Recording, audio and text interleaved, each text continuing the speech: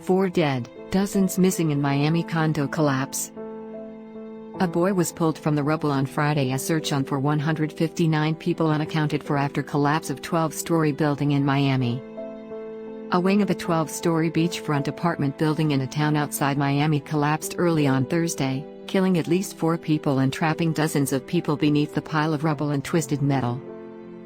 The number of people unaccounted for following the collapse of the Florida apartment block has risen to 159, the county's mayor said on Friday.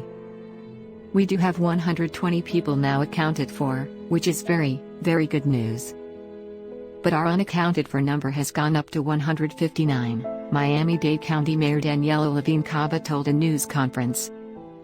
Rescuers pulled out some survivors as they continued their search through the wreckage of the condominium tower that was built in Surfside in 1981. On Friday, video showed fire crews removing a boy from the wreckage. Residents from other parts of the building were evacuated.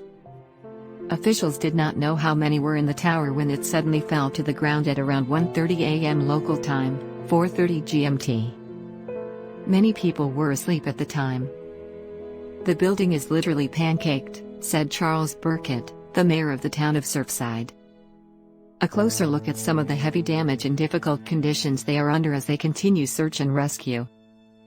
"That is heartbreaking because it doesn't mean to me that we are going to be as successful as we wanted to be in finding people alive." Hours after the collapse, searchers were trying to reach a trapped child whose parents were believed to be dead. In another case, rescuers saved a mother and child, but the woman's leg had to be amputated in order to get her out of the debris, Frank Rollison, director of Miami-Dade Emergency Management, told the Miami Herald.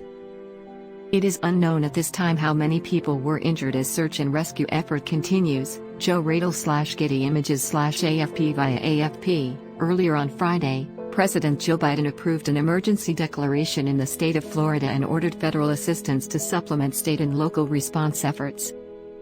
The president's action authorizes the Department of Homeland Security, Federal Emergency Management Agency, FEMA, to coordinate all disaster relief efforts, the White House said. Pulled under the rubble.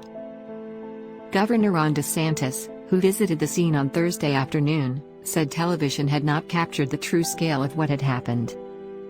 "Rescue crews are doing everything they can to save lives. That is outgoing, and they're not going to rest," he said. Teams of 10 to 12 rescuers were entering the rubble with dogs and other equipment, working until they tire from the heavy lifting, then making way for a new team, said Florida Chief Financial Officer Jimmy Patronize, the state's fire marshal.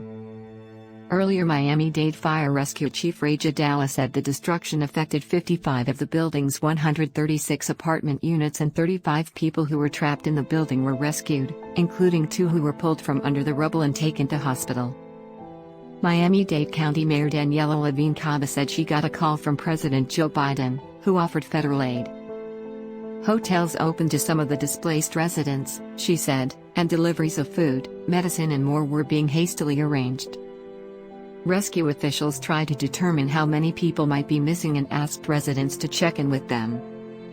Emergency crew members searched for missing residents in the partially collapsed building near Miami Beach, Octavio Jones/Reuters. Renovations underway. Officials said although it appears that work was being done on the building's roof, the cause of the collapse remains unknown. Structural engineers were on site to assess the damage and make sure the area was safe for rescue teams. They will then begin to assess what might have caused the building to fall down. Ken Odell, a spokesperson for the National Council for Structural Engineers with some 30 years' experience in the industry, says the team will be investigating a number of factors. "There's probably not a single cause of this type of collapse," he told Al Jazeera. "We need to understand the different issues, design, maintenance, age, changes, to the building, that could have affected the building and how they could have compounded." He stressed that such events remained extremely rare in the United States. Officials have urged people to report those still missing by calling a unification center that has been set up to help in the search. Nicholas Fernandez was waiting for word on close family friends who lived in the collapsed section of the building. "Since it happened, I've been calling them non-stop, just trying to ring their cell phones as much as we can to help the rescue to see if they can hear the cell phones.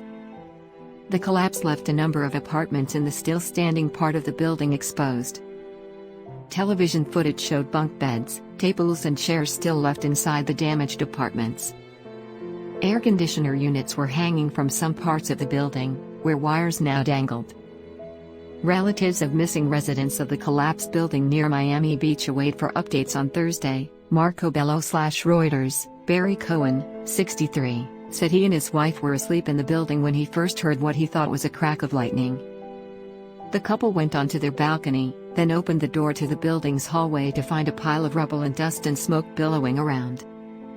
"I couldn't walk out past my doorway," said Cohen, the former vice mayor of Surfside. A gaping hole of rubble. He and his wife eventually made it to the basement and found rising water there.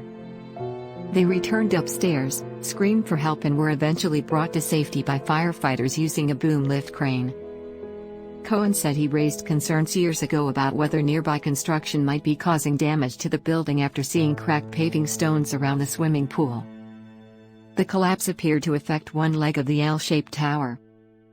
Piles of rubble and debris surrounded the area just outside the building, and cars up to 2 blocks away were coated with a light layer of dust from the debris.